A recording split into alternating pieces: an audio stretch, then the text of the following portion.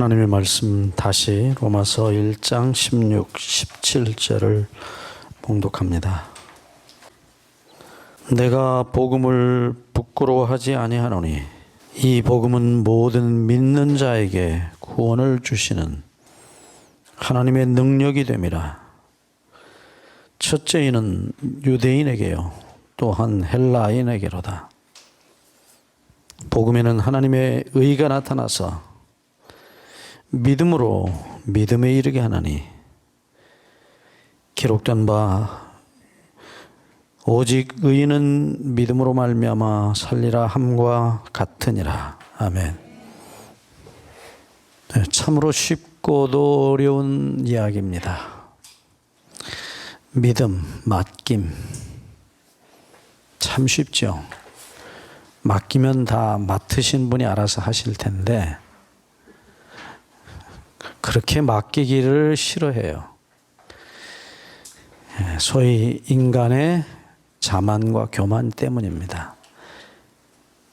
그래서 너무 오랫동안 우리가 사단에게 그런 교육을 받아왔기 때문에 그게 그렇게 쉽게 되지 않아요. 지난번에도 한번 말씀을 드렸지만 지성이면 감천이다. 그게 사단이 만든 말이에요. 지성, 누가 지성을 다 합니까? 끝지자, 지성이에요.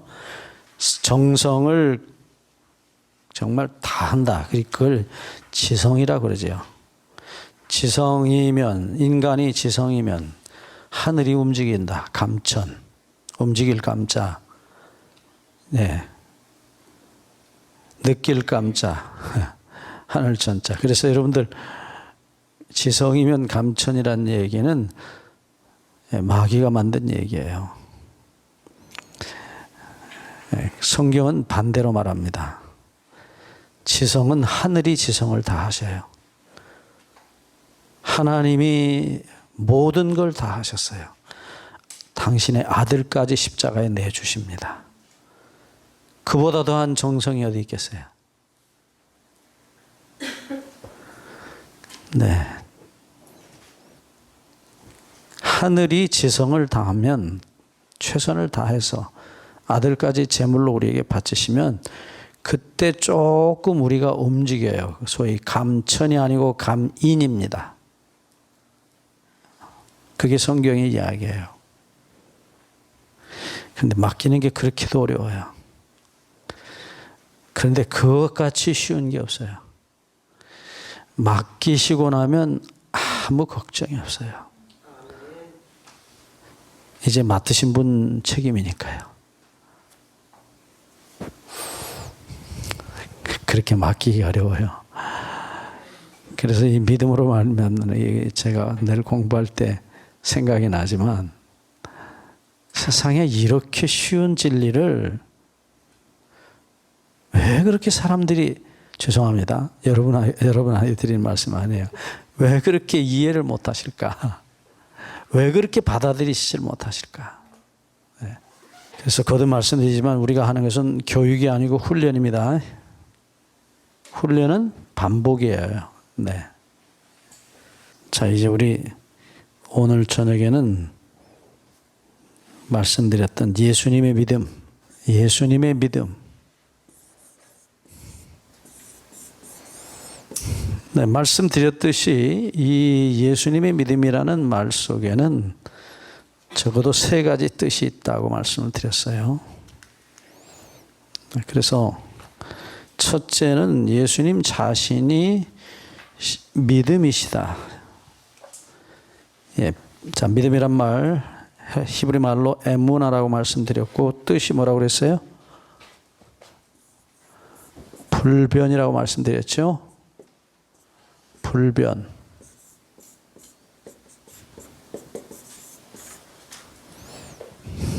절대로 변하지 않습니다. 무엇의 불변이에요? 다시 얘기합니다.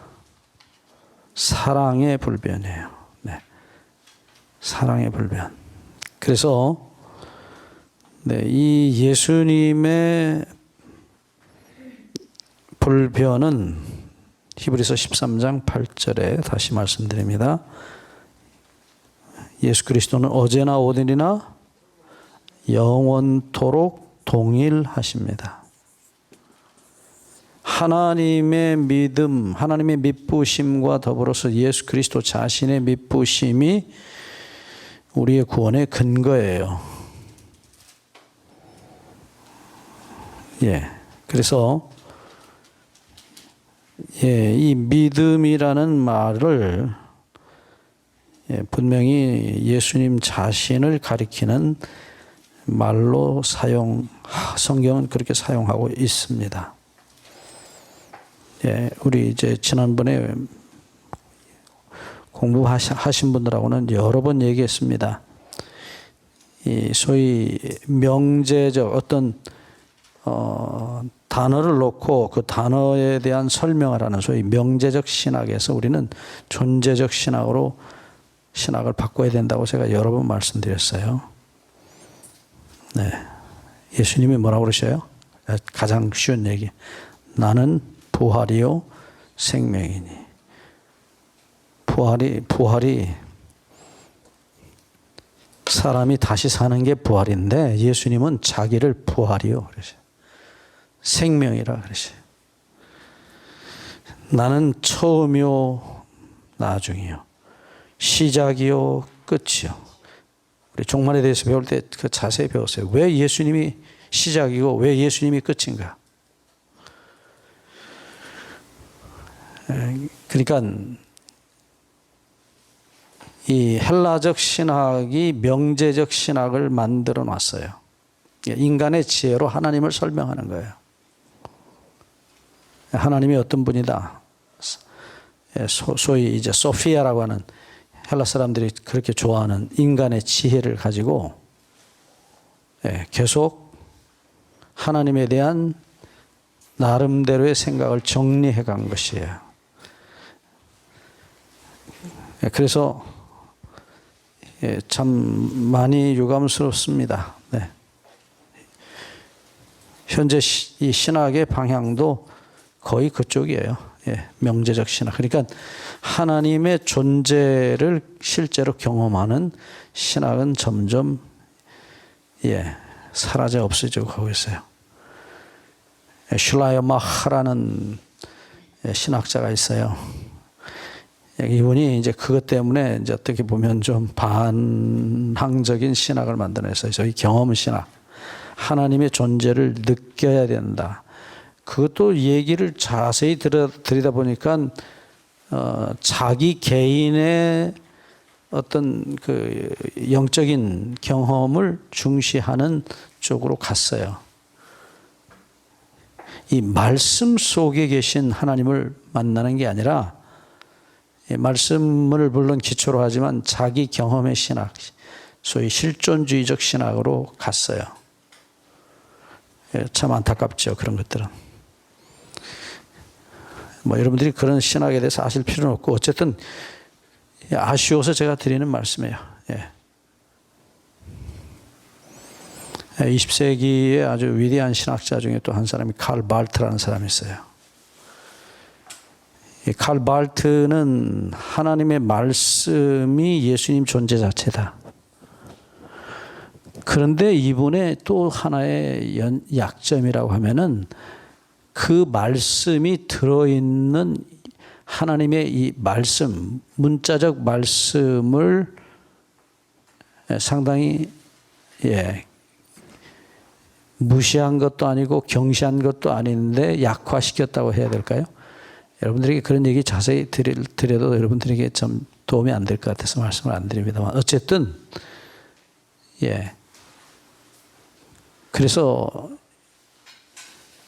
신앙과 신학을 분리하는 일들이 서서히 나타나기 시작했습니다.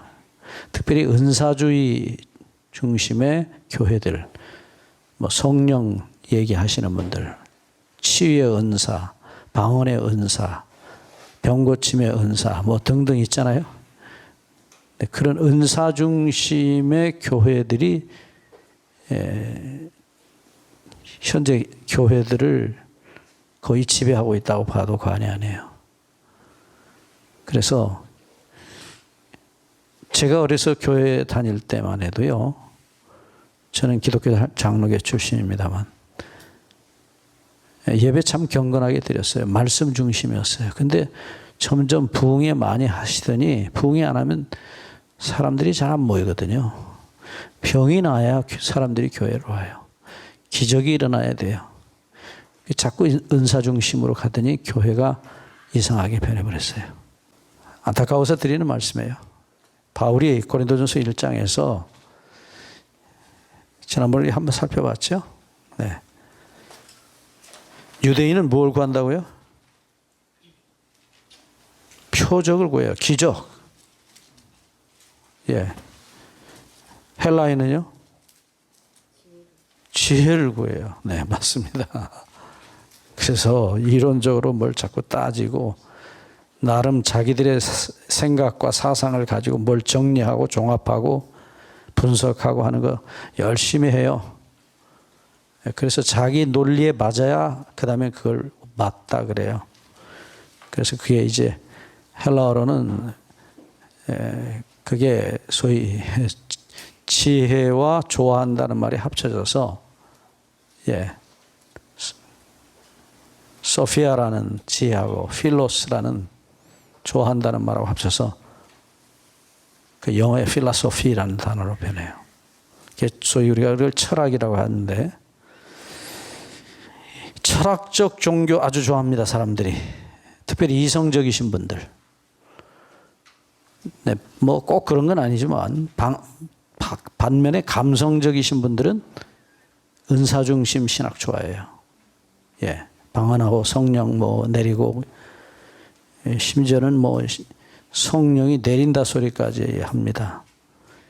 신 내린다는 말 저는 참 들으면 소름이 쫙쫙 끼치는데요. 신내림, 성령 내림. 지난번에도 어떤 목사님이 저한테 전화해서 신내림에 대해서 어떻게 생각하십니까? 그래서 그 소리 안 했으면 좋겠다 그랬어요.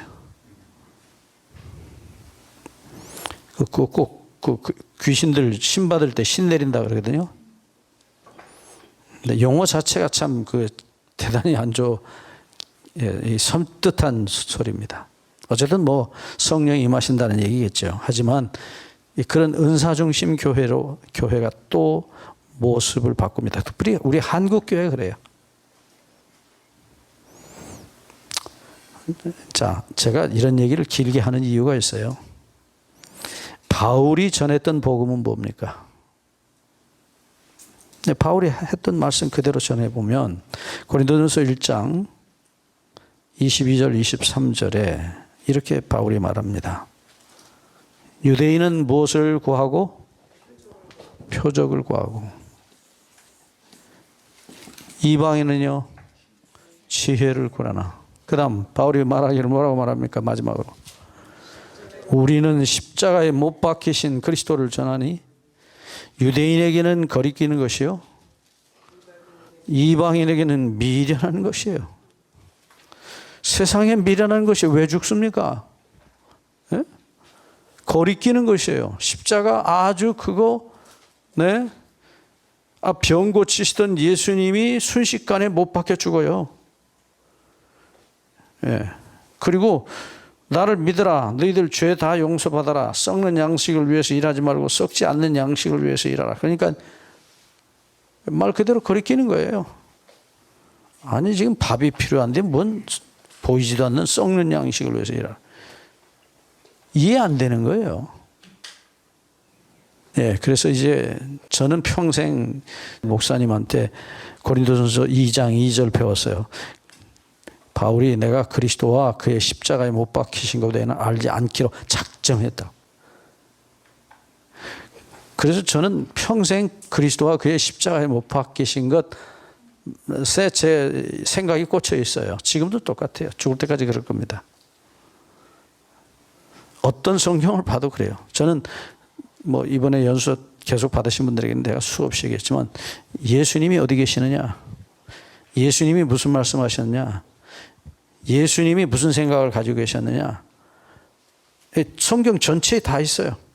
분명히 요한복음 5장 39절에 이 성경이, 이 구약 성경이 내게 대하여 증거하다. 너희들은 뭘 찾는다? 성경에서 영생이라는 물건을 찾는데 아니다. 성경은 물건 찾는 책이 아니라는 거예요. 예수님이라는 존재를 찾는 것이에요. 왜 물건 찾아요 우리? 영생이라는 물건 왜 찾습니까? 또 얘기합니다. 안 죽을라. 누가 안 죽을라? 내가 안 죽는 거예요. 내가. 그러니까 영생을 찾는 동기 자체가 뭐예요? 자기 사랑이에요. 자기 사랑, 이기심이에요. 근데 예수님은요, 찾아놓고 보니까 자기 거 다 버리셨어요. 다 버리셨어요. 영원히 자기를 버리셨어요. 우리를 영원히 살게 하시기 위해서 영원히 자신을 버리십니다. 소위 자기 희생의 사랑을 자기 몸소 자기 삶으로 자기 죽으심으로 보이셨어요. 그게 뭐예요? 네, 삶과 예수님의 삶과 죽으심 십자가예요. 그게 예수님의 삶의 목적이었어요. 요한복음 12장 27절 28절에 요한복음 12장 27절 28절 마지막 성전에 들어가셔서 양 잡는 모습을 보시면서 하나님 아버지께 기도합니다. 아버지여, 내 마음이 심히 민망하오니. 이제 자기 앞으로 그 양처럼 찢겨져 돌아가셔야 돼요. 심히 민망하오니 아버지여, 이 때를 면하여 할 수만 있다면 내가 너무 힘듭니다. 그러나 하나님 아버지 당신의 이름을 영광스럽게 하옵소서. 그리고 뭐라고 그러셔요? 내가 이를 위하여 이때 왔나이다 그러셔요. 예수님이 무엇 때문에 세상에 오셨다고요? 죽으러 오셨다 그래요. 죽으러 오셨다. 이 사람들은 예수님이 이 세상에 왜 오셨냐? 병자 고치러 오셨다. 빵 만들어 주시러 오셨다. 죽은 사람 살려주러 오셨다. 근데 예수님은 뭐라고 그러십니까? 자기가? 왜 오셨다고요? 이 세상에? 이 때가 어느 때요? 십자가에 죽을 때를 위해서 오셨어요. 그래서 여러분, 예수님이 자주 하시는 말씀이 내 때라는 말이에요. 내 때. 내 때가 아직 이르지 아니하였다. 내 때가 이르지 아니하였다. 그 무슨 때예요? 그때가? 돌아가실 때요. 그러니까 예수님의 믿음이라는 말을 배우기 전에 예수님이 어떤 분이신지도 모르시는 입장에서 예수님의 믿음이라는 말을 하는 것 자체가 죄송합니다. 어불성설이에요. 제가 답답해서 이런 말씀 자꾸 드려요. 솔직히. 다시 얘기합니다. 성경은 하나님 우리 아버지의 마음을 담아놓은 그릇이에요. 글자만 읽지 마시라고요. 글자만 분석하지 마시라고요. 네?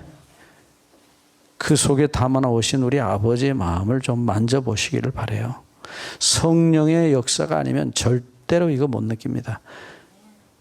어떤 분은요, 자기는 성령으로 설교한대요. 그래서 설교 준비 하나도 안 해요. 말씀 하나도 안 봐요. 그냥 탁 서면 성령이 척척척 말씀해 시켜준대요. 네, 그래서 죄송합니다. 참으로 죄송합니다. 제가 그런 분들 보면 참 너무나 답답해요. 한마디로 자기 생각을 성경에 맞춰서 갖다 붙여서 얘기를 해요. 성경절은 써요, 분명히. 근데 자기는 성령을 따라서 말한대요. 여러분 항상 기억하세요. 어떤 목사님이 누가 얘기했든 그 말씀이 성경에 어디 있습니까? 꼭 물으셔야 돼요. 그 다음에 이제 그걸 우리가 흔히 문맥이라고 합니다. 마귀가 성경 짜지기 손수거든요. 마태복음 4장 6절이 그 정확한 증거잖아요. 시편 91편 처음 오신 분들 때문에 자꾸 반복해서 미안합니다. 11절, 12절 짜집기 하잖아요. 성전 꼭대기 세워놓고 성전 꼭대기 굉장히 높아요. 여러분 예루살렘에 가보시면 그 통공의 벽이 그게 성전 벽이었어요. 옛날에. 아주 높아요. 떨어지면 박살나서 죽습니다. 근데 꼭대기에다 세워놓고 뭐라고요? 뛰어내리라고 그래요. 시편 91편 11절 12절 말씀을 갖다가 인용을 해요. 근데 거기서 시편 91편 11절 맨 끝에 있는 내 모든 길에서 너를 지키게 하심이라, 그 말을 쏙 빼버렸어요. 그리고 앞뒤를 딱 붙여놓으니까 영락없이 뛰어내리면 천사가 네 발을 붙들어서 돌에 부딪히지 않게 해주겠다는 거예요. 그런데 예수님이 뛰어내려야 되잖아요. 마귀 말대로 하면. 안 뛰어내리면 믿음 없는 거 아니에요? 하나님이 분명히 보호해 주시겠다고 했는데 왜 안 뛰어내리냐? 그러니까 문제는요, 성경을 어떻게 조작을 하는지 보시라고요. 내 모든 길에서 너를 지키게 하신다는 말씀을 마귀가 쏙 빼고 앞뒤절을 딱 짜집기를 딱 한 거예요. 그러니까 그 말씀대로라면 뛰어내려야 된다니까요. 그러니까 예수님 말씀이 대답이 뭐예요? 기록되었을 때 주 너의 하나님을 시험치 말라. 그러면 거기 내 모든 길에 할 때 너는 누구예요? 의인이요, 악인이요? 의인입니다. 의인의 길에서는 하나님 시험합니까? 하나님 시험치 마라 그랬죠. 뭐는 가지고 시험하라 그랬어요? 11조 가지고는 시험해보라 그랬어요. 하도 안 믿으니까 11조는 가지고 시험해봐라 그랬어요. 그렇지만 그 외에 하나님을 시험하는 것은 이거 제초제 농약인데 이거 하나님 나 먹겠습니다. 당신 생명이시죠? 저 살려내십시오. 자, 시험해 보겠습니다. 시작. 그러면 어떻게 되겠어요? 예? 하나님을 시험하는 길은 의인의 길이 아니에요. 그러니까 사단이 그 말을 쏙 빼요. 명수예요. 사단이 신학 박사예요. 박사예요. 여러분, 다시 예수님이 사단과 시험에서 처음으로 사용하셨던 말씀이 뭐예요? 마태 4장 4절. 잊어버리시면 안 돼요. 기록되었을 때. 신명기 8장 3절을 인용합니다. 기록되었을 때. 아주 중요한 말씀이에요. 아주 중요한 말씀이에요. 사람이 떡으로만 사는 것이 아니요, 하나님의 입으로 나오는 그냥 말씀 아니에요. 거기 분명히 모든 말씀이에요. 근데 모든 말씀 아니에요. 네. 그러니까 자기가 원하는 말씀 쏙쏙 빼고 또 짜집게 하고, 그 다음에 그 말씀이 전혀 거기에 해당이 안 되는데 거기다 갖다 적용을 해요. 사단의 방법이에요. 그것이. 성경을 변조한다. 성경을 잘못 적용한다. 사단의 능수능란한 방법이에요. 그래서 제가 왜 이 말씀을 자꾸 드리냐면, 예수님의 믿음이라는 말에 대한 근본적인 어떤 어감이랄까요? 느낌도 없어요, 솔직히. 예수님의 믿음이 뭐냐? 뭐 논리적으로, 소위 신학적으로 잘 설명할 수 있어요. 예수님이라는 존재를 모르는데 예수님이 가지신 불변의 믿음이란 말이 어떻게 느껴지겠어요? 이웃집 아이가 우리 엄마 마음을 알아요? 우리 이웃집 아이는 자기 엄마 마음을 알지 우리 엄마 마음은 몰라요. 우리가 예수님을, 제가 우리 어머니를 알듯이 여러분이 예수님을 개인적으로 경험하지 못하시면 예수님의 믿음이라는 말 자체가 이해가 안 된다고요. 그냥 이론적으로, 논리적으로는 설명하면 그렇다 그래요. 근데 아니에요. 그래서 그것이 참 너무 아쉬워서 제가 이 말씀을 자꾸 드리는 거예요. 예수님이 믿음이시다. 다시 얘기합니다. 무슨 믿음이에요? 사랑의 믿음이에요. 사랑은 변하지 않는 거예요. 두 번째, 주격 소유격이라고 제가 오전에 말씀을 드렸죠. 주격, 소유격. 예수님이 가지신 믿음. 이건 감리교 쪽에서 주로 이 이야기를 하십니다. 저도 동의합니다. 이거 예수님께서 가지신 믿음. 우리가 예수님을 믿는 믿음도 성경에 예수님의 믿음이라고 말했지만 예수님께서 가지셨던 믿음. 여러분 예수님이 하나님이셨던 모든 거 다 버리셨죠?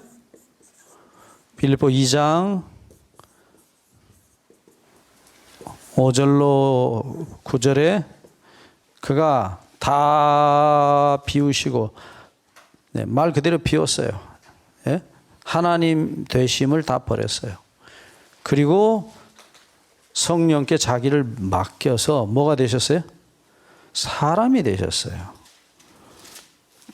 종의 형체를 가져. 그 다음 죽기까지 복종하셨으니 곧 십자가에 죽으심이라.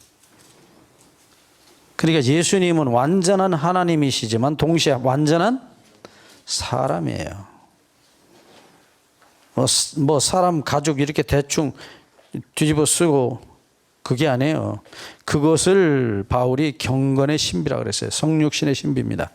그거는 우리가 영원히 뭐 하늘에 가서 뭐 설명은 대충 들을 수 있을 거예요. 그러나 우리가 그런 경험 없기 때문에 모릅니다. 하나님이 어떻게 사람이 되셨는가? 이건요, 어마어마한 소위 말하면 겸비라기보다 굴욕이에요, 굴욕. 영원하신 하나님이 시간 속에 이게 소위 감옥에 갇히는 것처럼 무한하신 하나님이 인간 육체 속에 갇히신 거예요. 여러분 그거 우리가 다 상상을 못해요. 뭐로 설명해도 몰라요. 그냥 우리 인간의 지금 현재 가진 그냥 머리로 그냥 그렇게 상상해 보는 것 뿐이에요. 설명은 불가능해요. 자, 이 예수님이 사람이 되셨을 때 가지셨던 믿음이 뭐였을까? 예수님 자신이 가지셨던 믿음. 이 문제에 대해서 뭐 갑론을박이 너무 심하고 신학적 논쟁이 아주 강합니다만 나는 감리교의 입장을 뭐 감리교 입장이 아니라 이렇게 생각하시는 분들이 많아요. 저도 그 중에 하나예요. 말씀드렸지만 우리가 예수님을 믿는 목적격, 소유격도 성경에 동일하게 기록되어 있어요. 그것도 사실이에요. 하지만 분명히 그가 사람이 되셨어요. 자, 이제 좀 줄이겠습니다. 예수님의 믿음의 시작이 언제였을까 하는 것이에요. 자, 예수님의 믿음이라는 게 도대체 언제부터 시작됐을까? 다시 말하면 예수님께서 하나님 아버지께 자신을 완전히 맡기셨던 믿음의 시작이 언제였을까? 지난번에 제가 누가복음 16장 11절 말씀 맡기겠느냐? 영어는 commit라고 번역했어요. 자, commit란 말은 분명히 뭐 우리말로 뭐라요? 위탁한다고 그럴까요? 맡기는 거예요. commit 혹은 entrust 맡기는 거예요. entrust. 근데 좀 더 정확한 표현은 commit예요. 맡기는 거예요. 자, 이제 보시죠. 언제 예수님께서 인간의 구속을 위해서 자신을 아버지께 맡기셨을까 하는 것이에요. 네, 시작이에요. 시작. 그것은 중간이고요. 네? 태초부터. 네. 조금 더요. 네, 이미 우리 여러분 공부했어요. 먼저 공부하신 분들은 다 기억하십니다. 디모데후서 1장 9절. 하나님께서 우리를 구원하시고 부르심은 사람의 행위를 따라 한 게 아니에요. 사람의 디도서 3장 5절 같은 말씀이 있습니다. 우리의 의로운 행위를 따라 하지 않으셨어요. 우리를 구원하신 것은 사람의 행위와 전혀 상관이 없어요. 자, 이건 믿음으로 말미암는 의의 대원칙입니다. 나중에 우리 다시 봅니다. 자, 거기 분명히 디모데후서 1장 9절에 하나님이 우리를 구원하시고 거룩하신 부르심으로 부르신 것은 근거가 뭐냐? 오직 자기 뜻과 그랬어요. 뜻과라는 말이 뜻이란 단어가 헬라어로는 앞에다 베푼다는 뜻이에요. 일반 우리 머리 생각 뜻이 아니에요. 프로데시스란 단어인데 이 프로란 말은 앞이란 말이에요. 이렇게 앞에. 데시스는 놓다는 뜻이에요. 진설병이라고 성경에 번역됐어요. 히브리서에 가면은 헬라어로 진설병, 여러분 성수 안에 떡을 12개 이렇게 두 줄로 6개씩 하나님 앞에 늘 놔둬요. 그건 예수님의 생명이 떡 되심을 상징하는 그런 중요한 떡입니다. 그걸 우리가 흔히 진설병이라고 부르는데 그 진설병이라는 단어가 똑같은 단어예요. 단어 자체가 그래요. 그래서 히브리서 9장 2절에 보시면 성수 안에 진설병이 있으니 라고 나오는데 이게 단어가 프로데시스예요. 같은 단어입니다. 그러니까 무슨 얘기냐면 뜻이라고 말할 때 그것은 이미 베풀어 놓으신 것이에요. 개정개혁성경 뭐라고 번역했습니까? 9절. 네, 뜻과 죄송합니다. 뜻이라는 말을 일반적으로 우리가 마음의 뜻, 어떤 생각, 뭐 이런 의미로 주로 쓰는데 이 단어 자체가 그런 뜻이 아니에요. 그것은 하나님의 주권적 의지를 나타내는 면에서 뜻이라는 말을 썼지. 그 본래 뜻은 생각이라는 뜻이 아니에요. 프로데시스, 뜻과. 그 다음에 뜻과 그랬는데 그 과자가 헬라어는 카이라는 접속사인데요. 과 할 때 요 카이라는 단어가 때때로는 곧 다시 말하면 설명하면 그런 뜻으로도 썼어요. 저는 그렇게 생각합니다. 뜻, 그게 뭐냐? 하나님이 준비해 놓으신 진설병이 뭐냐? 그 다음 말씀이에요. 오직 자기 뜻과 그 다음에요. 영원한 때 전부터 그 다음에요. 그리스도 예수 안에서 그 다음에요. 우리에게 주신 은혜대로 하심이라. 은혜를 언제부터 주셨다고요? 영원한 때 전부터요. 때 전부터. 영원한 때 전부터. 제가 늘 얘기하지만 우리가 결혼을 하면 아기 낳을 걸 생각하죠. 결혼 전에 결혼 말이 날 때 벌써 뭐 생각하고 결혼 얘기가 나옵니까? 자식이요, 자식. 그렇죠?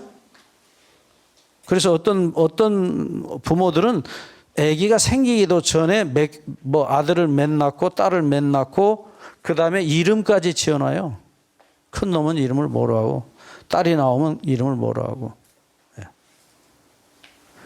그러니까 아기가 생기기도 전에 결혼을 한 부부는 그 아이들을 죽을 때까지 자기들이 사랑하고 책임지겠다는 생각을 가지고 있어요. 확실합니까? 네, 잘 보세요. 하나님께서 우리를 창조하시기 전에, 영세 전에 우리를 창조할 생각을 가지고 계셨고, 그 다음에요. 얘가 어떻게 되더라도 책임지겠다. 사랑하겠다. 착한 일을 하면 그게 뭐로 나타나요? 창세기 1장 28절. 복으로 나타나요. 죄를 지으면요. 못된 짓을 하면 그 사랑이 뭐로 나타나요? 용서로 나타나요. 은혜로 나타나요. 그러니까 착하게 살든 죄를 짓든 상관이 없어요. 다 사랑의 표현이에요. 그렇죠? 자, 이제 은혜라는 말이 나타나는 걸 보니까 죄질 걸 아신 것이 확실해요. 그죠? 그걸 언제부터 영원 전부터. 그 다음에 거기 준비해 두셨다 그랬습니까? 주셨다 그랬습니까? 성경 똑똑히 보시고 대답하시라. 저는 옛날에 보관해 두셨다고 읽었어요. 그냥 읽었는데 하나님이 내가 회개할 죄질 걸 아시고 회개할 걸 아시고 용서를, 은혜를 준비해 놨다가 내가 회개하면 주실 것이다. 그렇게 읽었다고요. 그런데 어느 날 제가 이 말씀을 헬라어로 읽었어요.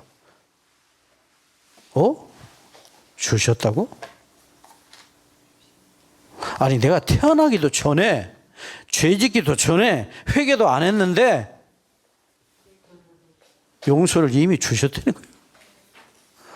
거예요. 제가요, 성령이 감동 아니면 제가 어떻게 그게 느껴지겠어요? 이 말씀이 성령께서 제 마음에 와서 그 말씀을 딱 이렇게 갖다 대는데, 소위 터치입니다. 영어로 터치 그래요. 감동시키는 거예요. 하루 종일 울었어요. 화장실에 가서도 울고, 방에서도 울고, 창피하니까, 여기저기 다니면서 울었어요. 눈물이 나는데 그냥 우는 게 아니에요. 그냥 수도꼭지에서 물이 계속 나와요. 줄줄줄줄줄줄줄. 아니, 이게 무슨 소리야? 네? 아니, 내가 회개하기도 전에, 죄짓기도 전에, 세상에 태어나기도 전부터 은혜를 만들어서 보관해 놨다가 내준 게 아니라 주셨대요. 사실은 제가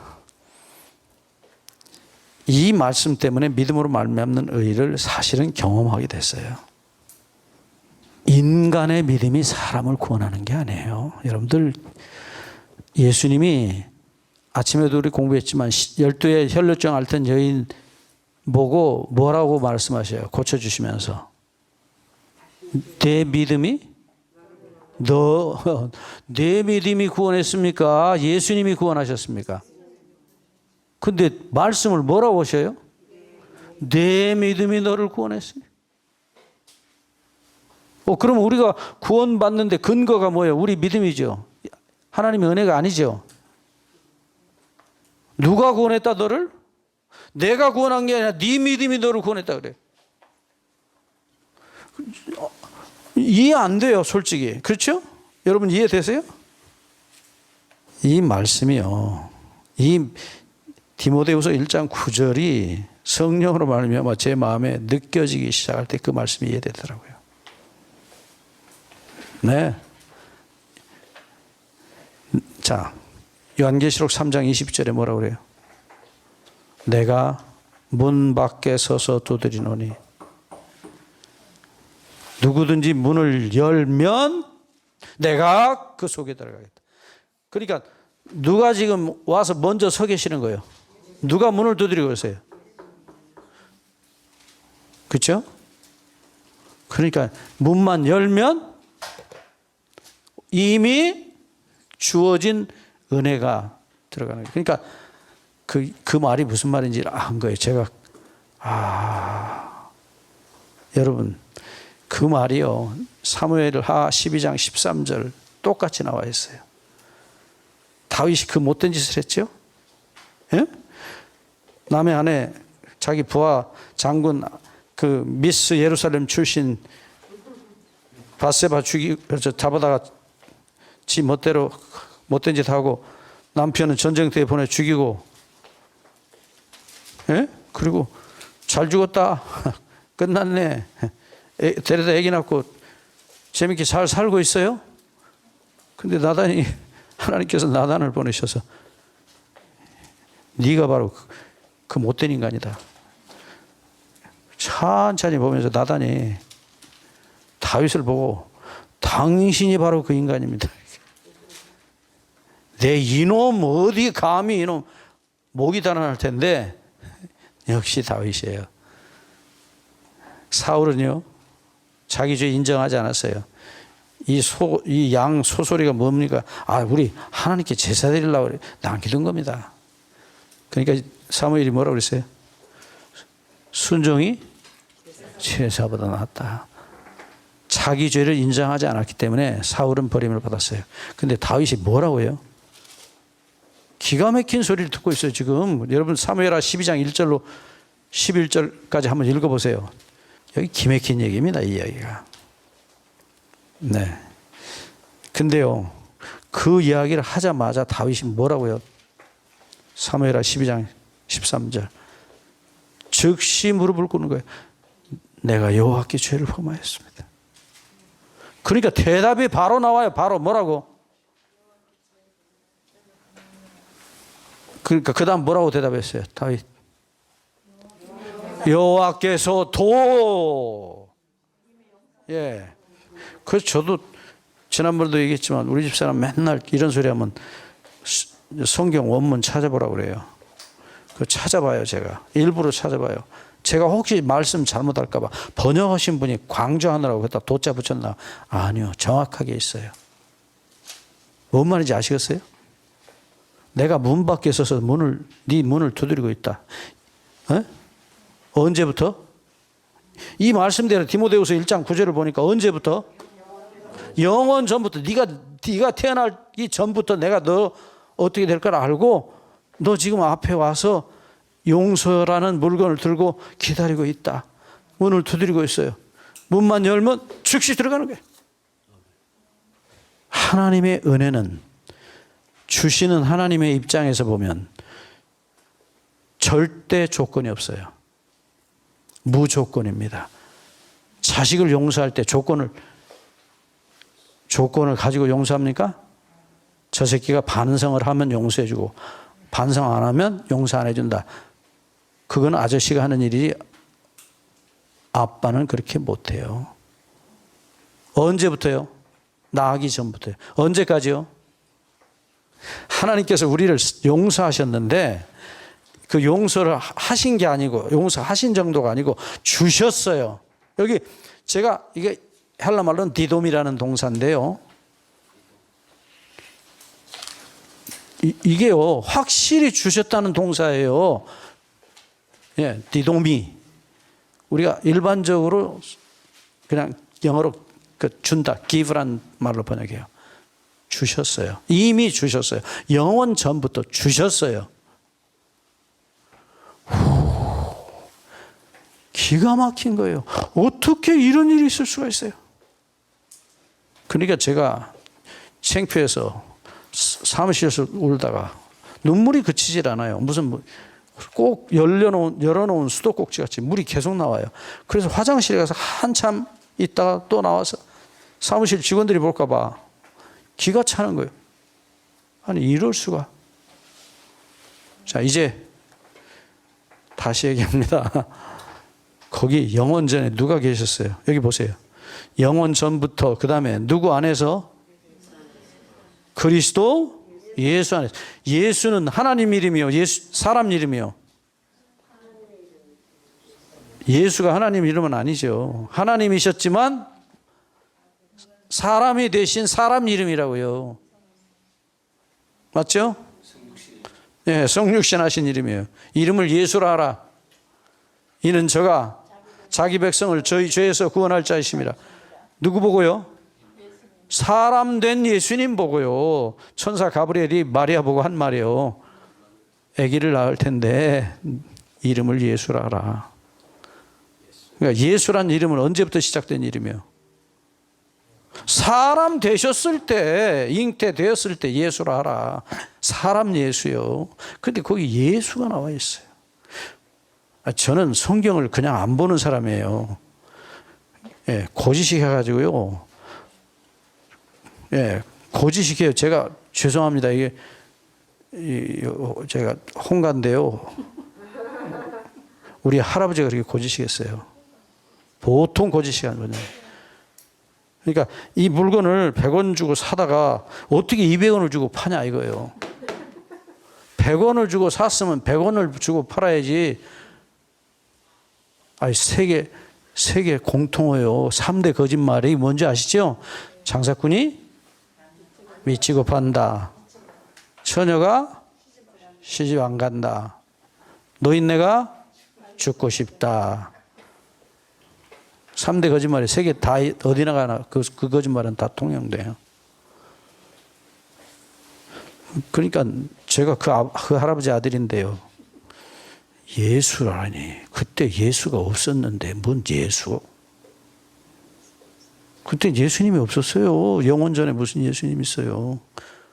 지금부터 2000년 전에 예수님이 세상에 왔죠. 근데 성경은 뭐라고 말했어요? 영원 전부터 그리스도 예수 안에서 주신 은혜라. 이거 뭔 소리야?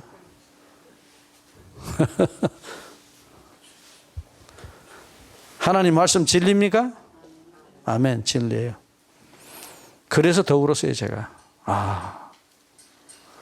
이미 예수님은 영원한 언약 속에서 아버지와의 언약, 그게 요한복음 10장 17절 18절에 나와요.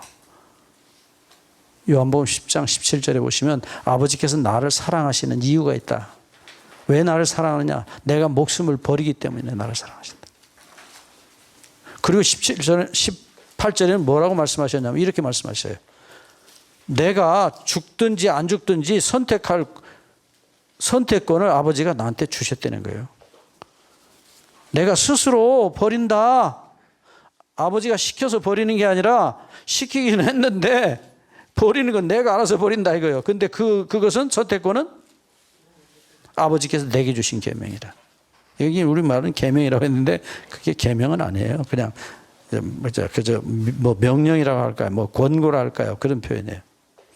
그러니까 영원 전부터 두 분 사이에 무슨 의논이 있었다는 게 분명하죠. 예? 사람이 타락하기 전, 우리가 창조되기 전에 이미 두 분 사이에 뭔 얘기가 있었다는 얘기 아니에요. 분명히 영원 전부터 은혜를 만들어 갖고 우리한테 주셨다 했거든요.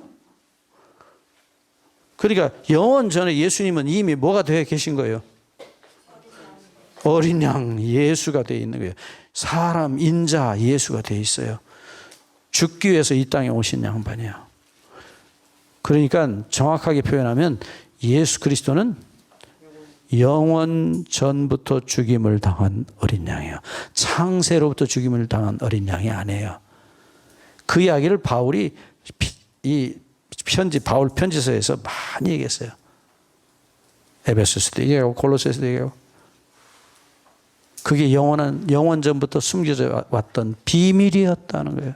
비밀. 뭐가 비밀이요? 그러니까 여기 영원 전에 예수가 계시잖아요. 영원 전부터 그리스도 예수 안에서 우리에게 주신 은혜라고. 이미 주셨대요.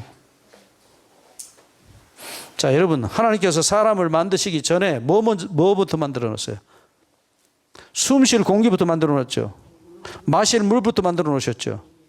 사람 만들어 놓고 보니까 얘들이 물이 필요하겠구나. 숨 쉴 공기가 필요하겠구나.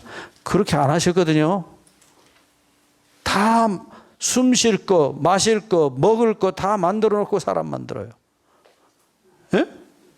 왜요? 왜 그거 만들어요? 왜 둘이 안 만들어요? 예, 이거 좋아하니까 앞으로 걔 세상 나오면 먹으라고.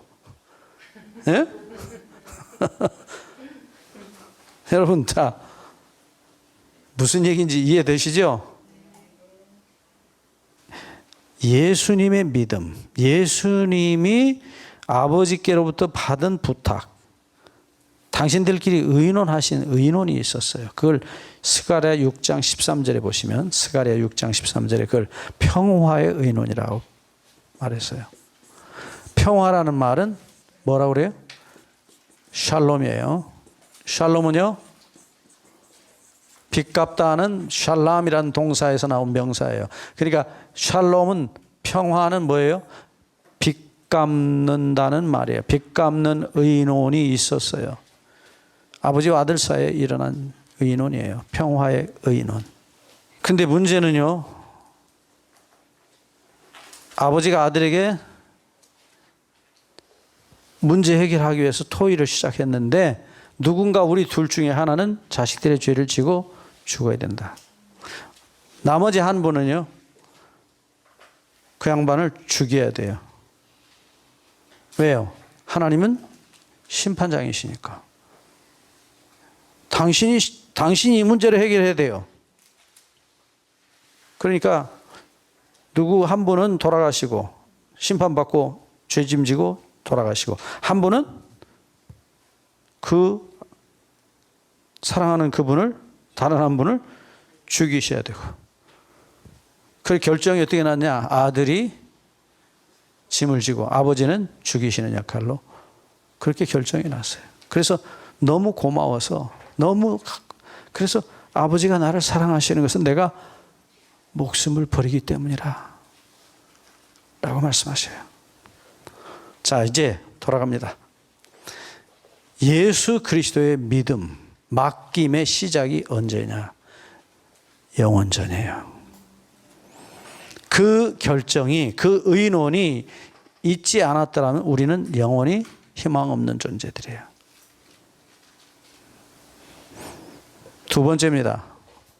이 약속이, 이 은혜, 주신 은혜가 실현되기 위해서 두 번째 일어났던 믿음이, 예수님의 믿음이 뭘까요?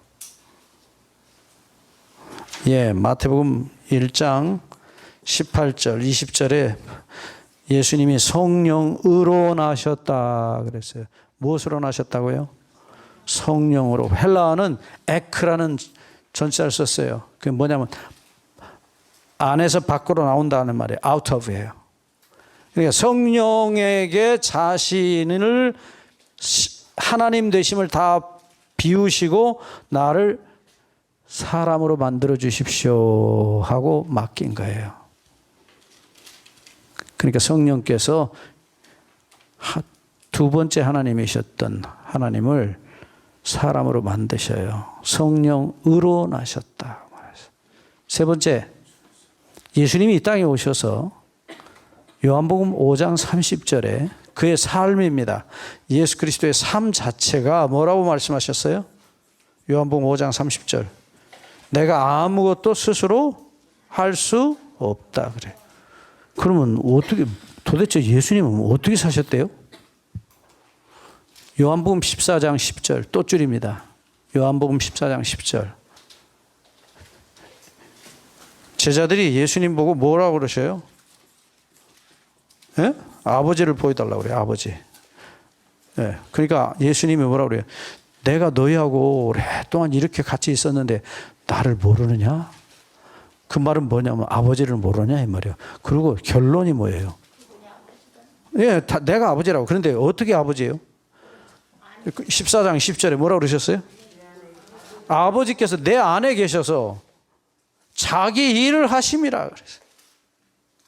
내가 지금 하고 있는 말은 내 말이 아니래요. 누구 말이라고? 아버지 말씀이래요. 여러분, 다시 말씀드립니다. 예수님은 자기 인생이 없었어요. 자기를 완전히 비우셨어요. 근데 그 비운 자리에다 누구를? 아버지를 모셔드렸어요. 그리고 자기 인생을 완전히 아버지께 맡겼어요. 말씀도 누구 말씀이요? 아버지 말씀. 하시는 일도 누구 일이요? 아버지 일이에요. 완전히 소위 커밋 하신 거예요. 자기 존재 자체를 커밋 하신 거예요. 비우신 이유가 뭐예요? 아버지를 모시기 위해서요. 그리고 그분이 원하시는 일을 하시도록 자신을 완전히 맡겼어요. 히브리 9장 14절. 히브리서 9장 14절. 십자가에 가신 이야기입니다. 거기 분명히 말씀하셨어요. 히브리서 9장 14절.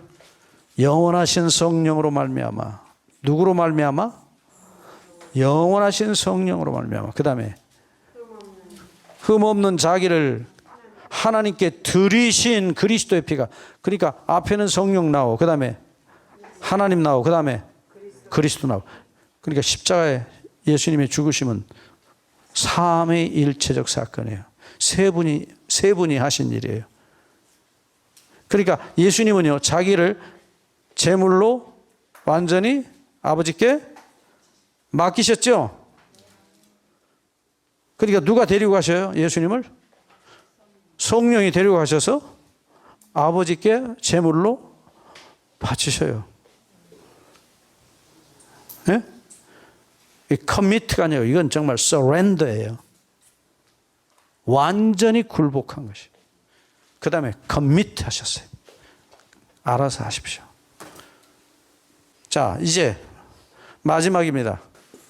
네 번째입니다. 예수님의 이 믿음의 끝입니다. 맡김의 끝. 여러분들이 예수님이 십자가 위에서 마지막으로 하셨던 말씀이 뭔지 아십니까? 다 이뤘다. 그게 마지막 말이 아니에요. 그것도 마지막 말이 아니에요. 바로 그거예요. 마지막 말씀은 내 영혼을 아버지 손에 의탁하나이다. 그게 마지막 말씀이에요. 예수님이 누가복음 23장 마지막 운명하시면서 하셨던 마지막 말씀이 누가복음 23장 46절이에요. 아버지여, 내 영혼을 아버지 손에 의탁하나이다. 여러분, 자기를 영원히 버리신 아버지, 엘리 엘리 라마 사박다니, 마태복음 27장 46절에 하나님이여 내 하나님이 어찌하여 나를 버리셨나이까 하셨던 자기를 영원히 버리신 아버지 손에요. 마지막으로 뭐예요? 내 영혼을 아버지 손에 의탁하나이다. 여러분, 아버지는 버리시고요. 아들은요, 자기를 영원히 버리시는, 자기를 죽이시는 아버지 손에 자기 영혼을 맡깁니다. 여러분, 그게 아브라함과 이삭의 이야기예요. 아브라함이 아들을 영원히 죽이기에 칼을 드셨어요. 아버지가 자기를 죽이려 할 때 이삭은 아버지 아무 염려하지 마십시오. 하나님의 뜻대로 하십시오. 자기를 죽이는 아버지의 손에 이삭은 자기를 맡깁니다. 여러분, 이 이야기를 우리가 하늘에 가서 영원히 연구해야 될 과학이라고 나는 늘 그렇게 불러요. 어떻게 하나님은 자기 아들을 영원히 버리셨을까? 아브라함은 그냥 배우 노릇만 했어요. 그죠? 실제로 죽였습니까? 아니요. 하나님은요, 실제로 자기 아들을 죽이셨어요. 자기 손으로 가슴을 가르십니다. 그 버림받는 주님께서 마지막 심장이 갈라지는 순간 자기를 영원히 버리신 아버지 손에 나를 이렇게 죽여도 좋으니 내 자식들만은 용서해달라고 그 아버지의 손에 자기의 영혼을 맡기셨어요. 믿음의 완성입니다. 예수 그리스도의 믿음의 완성이에요. 끝이에요. 그게 히브리 12장 2절에 나타난 말씀이에요. 히브리서 12장 2절에 믿음의 주요 또 완전케 하시는 이신 예수를 바라보자. 그 믿음의 주라는 말씀이 아르케고스라는 단어예요. 헬라어로 아르케 주란 말이 아르케고스인데, 이 아르케라는 말은 여러분들이 다 뭐 많이 들으셨을 줄 알아요. 이게 시작이에요. 시작. 네. 고스는 아고라는 동사의 명사음이에요. 끌고 간다는 뜻이에요. 아고, 끌고 가다. 그러니까 시작을 끌고 간다 그런 뜻이에요. 아르케. 그 다음에 완전케 하시는 이인 할 때는, 완전케 하시다는 이 말은 텔로스라는 명사가 있어요. 헬라. 이게 끝이에요. 시각적 끝을 가리킵니다. 요 종점 할 때요. 아르케 텔로스는 시작점, 끝점 그런 뜻이에요.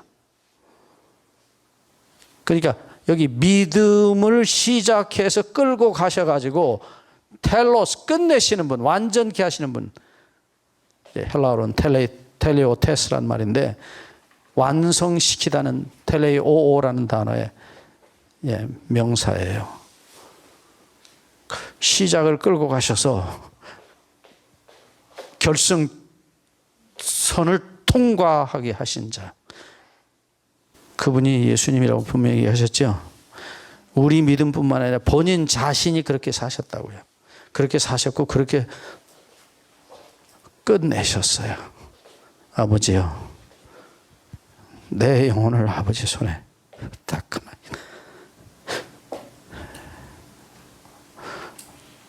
얼마나 견디시기 힘드셨으면. 내 하나님 엘리 엘리 라마 사박다니 하셨어요. 우리가 어찌 알겠습니까? 두 분 사이의 사랑의 이야기를 우리가 어떻게 알겠어요? 이것이 예수님이 가지셨던, 아버지께 모든 걸 맡기셨던 믿음이에요. 한 말씀만 더 드리고 마치겠습니다. 그것이 뭘 만들었어요? 예수님이 믿음이라는 존재, 예수님이 믿음이라는 믿음 자체가 되시게 하신 거예요. 예수님이 믿음이십니까? 불변이십니다. 불변이십니다. 무엇으로 더 이상 무엇으로 증명하시겠습니까? 아버지께로부터 영원히 버림을 받으시는 그 아들이 자식들을 살리기 위해서, 아버지요, 저희를 사하여 주옵소서, 철이 없어서 죄에 미쳐서 자기들이 하는 것을 알지 못하니이다 하시던 예수님이, 나는 이렇게 죽어도 좋으니, 버림을 받아도 좋으니 내 자식들을 많은 용서해 달라고 내 영혼을 아버지 손에 맡기옵니다. 믿음은 예수님의 영원한 희생에 맡김이었어요. 그것이 우리의 죄의 대가예요. 우리의 이기심의 대가고 우리의 교만의 대가입니다. 그분의 희생, 아버지와 아들의 희생을 누가 알겠어요? 영원히 연구해도 알 수 없는 사랑입니다. 끝도 없는 사랑, 깊이가 영원히 헤아릴 수 없는 사랑. 다시 얘기합니다. 에베소 3장 19절, 하나님의 사랑의 길이와 넓이와 높이와 크기를 성령께서 너희에게 알게 해 주시기를 바란다. 누가 알아요? 영원히 알 수 없어요. 그 큰 희생을 통해서 예수님은 영원한 사랑의 믿음 덩어리가 되셨어요. 더 이상 증거, 더 이상 어떤 증거를 우리가 요구하겠습니까? 저는 새벽에 일어나면 가끔 이 생각이 올라오면 감당이 안 돼요. 제가 눈물 없는 사람이거든요. 우리 아버지 닮아서. 우리 아버지는 우신다 할 때 표시가 주먹으로 이게 우시는 거예요. 근데 제가 우리 아버지 닮아서 그렇게 독종이에요. 근데 어느 날 눈물샘이 터졌는데 창피하게 이 감당이 안 돼요. 어쩝니까? 이미 터져버렸는데. 창피하지만 할 수가 없어요. 예수의 믿음. 예수님의 믿음이 무엇인가? 다시 한번 여러분도 깊이 살펴보시고, 그 주님이 우리를 살리시기 위해서 아버지께 모든 걸 맡기셨던 그 믿음, 그 영원한 사랑의 믿음. 여러분 모두 하나님의 은혜로 하나님께서 여러분에게 다 주시고 영원히 여러분 것 다 되시기를 축원합니다. 기도하겠습니다. 아버지, 저희를 불쌍히 여겨 주셔서 성령 부어 주옵소서. 로마서 5장 5절의 말씀대로 하나님의 성령으로 말미암아 하나님의 사랑이 우리 마음에 부어진 바 되었다고 하신 말씀, 우리 이 불쌍한 것들에게도 이루어 주시옵소서. 언제나 철들어서 우리 주님의 믿음을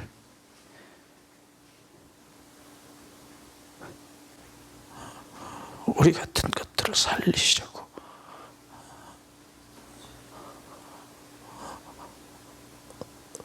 어찌 아버지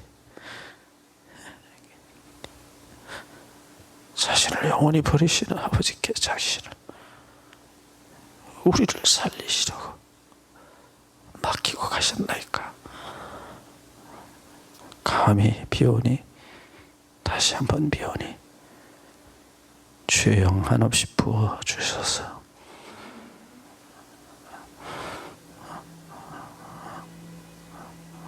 우리 주님의 믿음 만분지 천만분지 일이라도 느껴지게 해 주시옵소서. 감히 예수님의 이름으로 비옵나이다. 아멘.